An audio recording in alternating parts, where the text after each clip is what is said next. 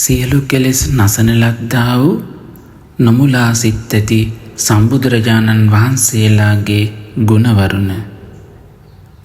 නමෝ තස්ස භගවතෝ අරහතෝ සම්මා සම්බුද්දස්ස සෝ භගවා ඉතිපි අසම්මූල්ල විහාරී.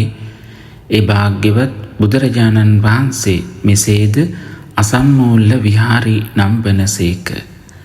නොමුලා වාසය ඇත්තේ යමෙකුටද හෙතම අසම්මූල්ල විහාරී නම් වන බවයි ධර්මයේ සඳහන් වන්නේ.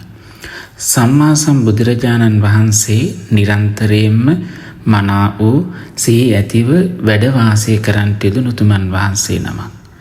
පින්වන් පාන්න ආසන්න අවස්ථාවේදී පවා භාග්‍යවත් බුදුරජාණන් වහන්සේ දේශනා කරනවා සිව් දෙනෙක් සිව් දෙසින් පැමිණ ප්‍රශ්න නැගුවත් එකවර තමන් වහන්සේට ඒ ප්‍රශ්න වෙන වෙනම මතක තියාගෙන ඒ සඳහා වෙන වෙනම පිළිතුරු දීමේ හැකියාව තිබෙන බව.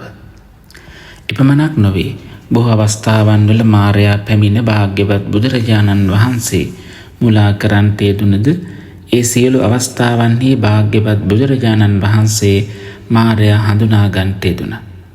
මේ ආකාරයෙන් කිසිවෙකුට මුලා කළ නොහැකි නොමුලා සිත් ඇතිව භාග්‍යවත් බුදුරජාණන් වහන්සේ වාසය කරන්නට යෙදුණා.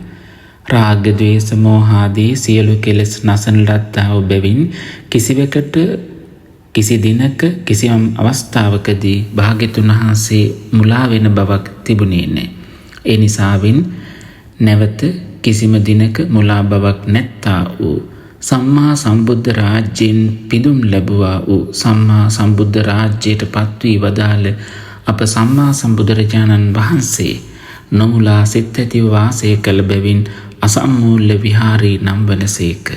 අසම්මූල්ල විහාරී නම් ගුණයෙන් සමන්නාගත සම්මා සම්බුදුරජාණන් වහන්සේට අප සැමගේ උත්තමාංග නමස්කාරය වේවා. සම්බුදු ගුණ සුවඳින් සැමසිත නිවී සැනසේවා. සාදු සාදු සාදු.